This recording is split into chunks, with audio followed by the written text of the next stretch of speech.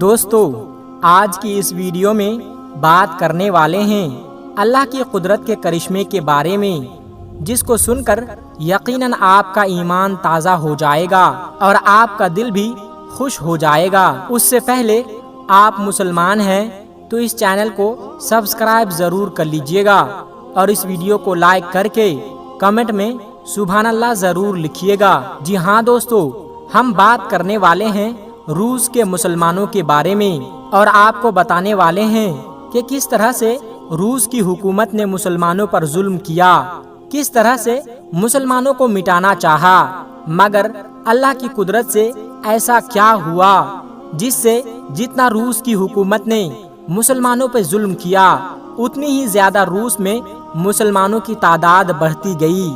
تو دوستو، اگر آپ کو بھی اللہ تبارک و تعالیٰ پر پورا بھروسہ ہے تو آپ اس ویڈیو کو آخر تک ضرور دیکھیے گا۔ دوستو، بات ہے 1971 کی۔ 1971 میں ایسا لگ رہا تھا کہ پوری دنیا پر روس کی حکومت ہوگی، پوری دنیا روس کے ادھین ہو جائے گی۔ اس دور میں روس میں مسلمانوں پر ظلم کی دردناک داستان لکھی جا رہی تھی۔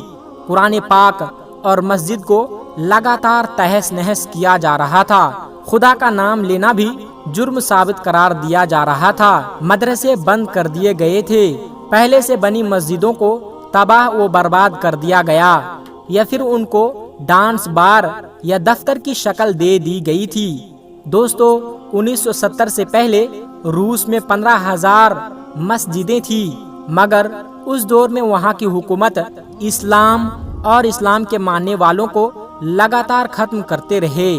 اس وجہ سے سوویت یونین کے دور میں صرف 94 مسجدیں ہی باقی رہ گئی تھی، یعنی کہ باقی مسجدوں کو یا تو شہید کر دیا گیا یا پھر مسجد کو ڈانس بار بنا دیا گیا تھا یا پھر مسجدوں پر تالا لگا دیا گیا تھا۔ دوستو، اس وقت روس میں اذان دینا مانو کی موت کو آواز دینا جیسا تھا، جیسا کہ جس گھر میں قرآن پاک کی ایک آیت کا ٹکڑا بھی مل جاتا تھا تو اس گھر کے تمام لوگوں کا قتل عام کیا جاتا تھا، اس خاندان کے تمام لوگوں کو پھانسی کی سزا دی جاتی تھی۔ دوستو، اس ڈر سے مسلمان قرآن پاک کو اپنے گھر سے بہتر قرآن پاک کو حفظ کرنے اور سیکھنے پر مجبور ہو گئے۔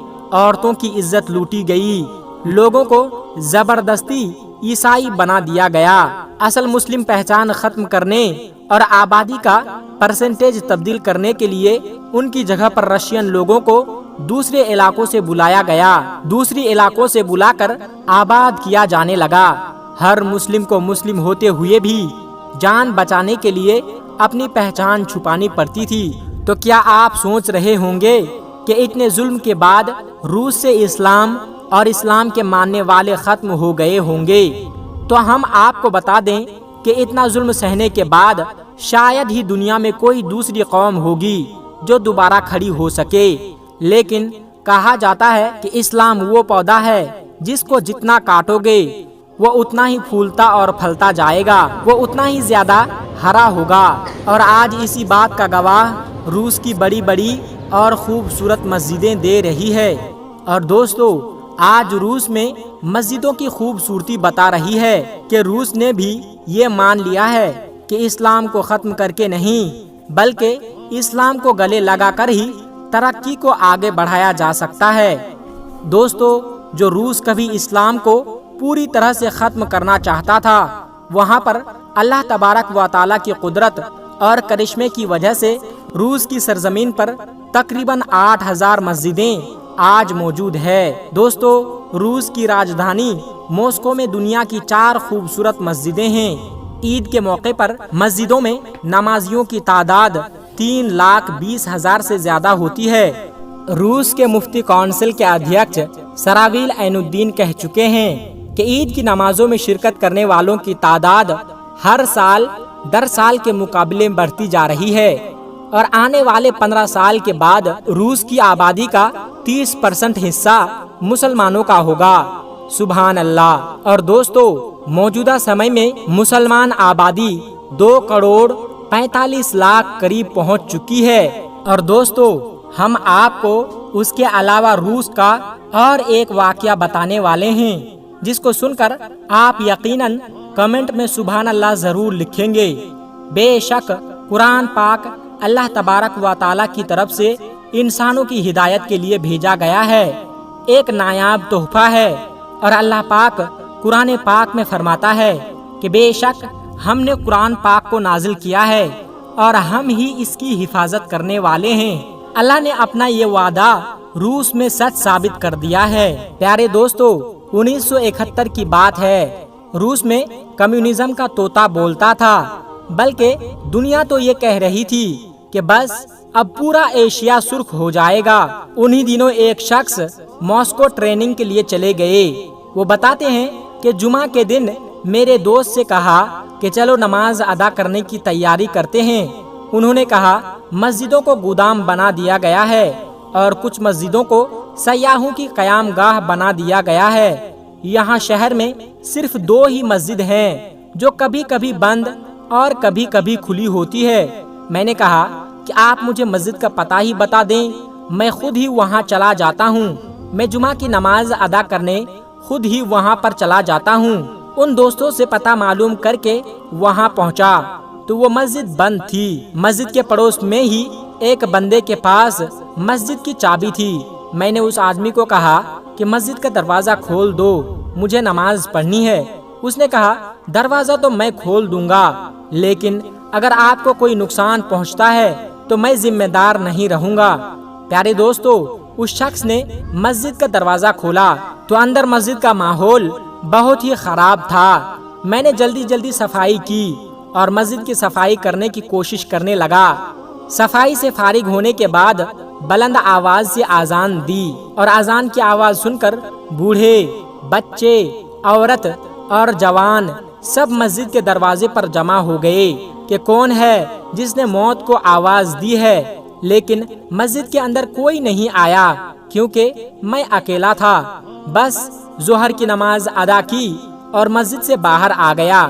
جب میں جانے لگا تو لوگ مجھے ایسے دیکھ رہے تھے جیسے میں نماز ادا کر کے نہیں نکلا، بلکہ کوئی انوکھی کام کر کے باہر نکلا۔ ایک بچہ میرے پاس آیا اور کہا کہ آپ ہمارے گھر چائے پینے آئیے، اور بچے نے اتنی محبت سے کہا تو میں انکار نہ کر سکا اور ان کے ساتھ گھر گیا، اور گھر میں طرح طرح کے پکوان بن چکے تھے۔ میرے آنے پر سب لوگ بہت خوش ہوئے۔ میں نے کھانا کھایا اور چائے پی تو ایک بچہ جو میرے ساتھ بیٹھا ہوا تھا اس سے پوچھا کہ آپ کو قرآن پاک پڑھنا آتا ہے؟ بچے نے کہا جی بالکل آتا ہے، قرآن پاک تو ہم سب کو آتا ہے۔ میں نے جیب سے قرآن پاک کا ایک چھوٹا سا نسخہ نکالا اور کہا کہ یہ پڑھ کر سناؤ۔ تو بچے نے قرآن پاک کو دیکھا، پھر مجھے دیکھا اور پھر اپنی امی اور ابو کو دیکھا۔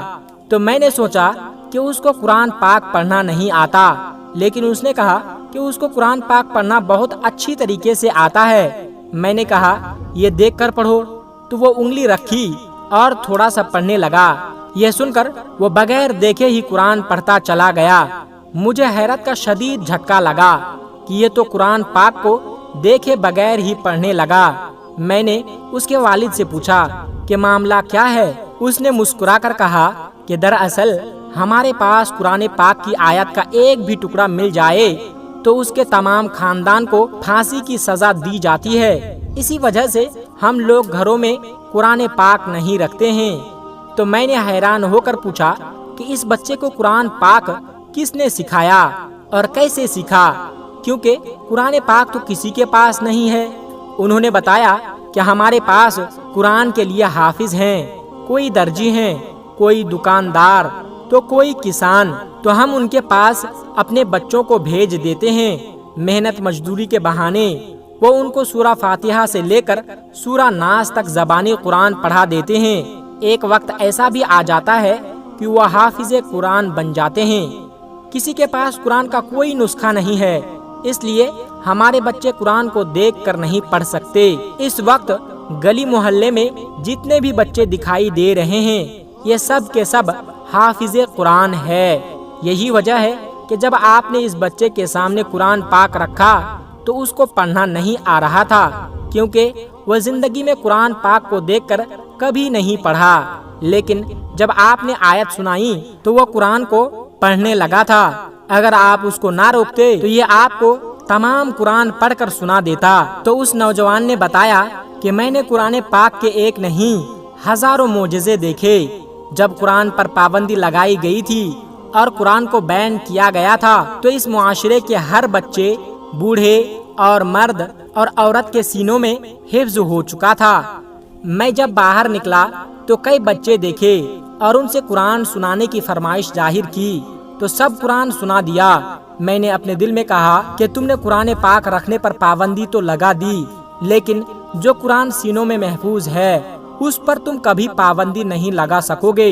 تب مجھے احساس ہوا کہ اللہ پاک کے اس ارشاد کا کیا مطلب ہے کہ اللہ پاک نے فرمایا کہ بے شک یہ قرآن ہم نے نازل کیا اور ہم ہی اس کی حفاظت کرنے والے ہیں۔ دوستو، آخر میں اللہ تبارک و تعالیٰ سے دعا ہے کہ اللہ پاک ہم سب کو قرآن پاک کی عظمت کو سمجھنے کی توفیق عطا فرمائیں۔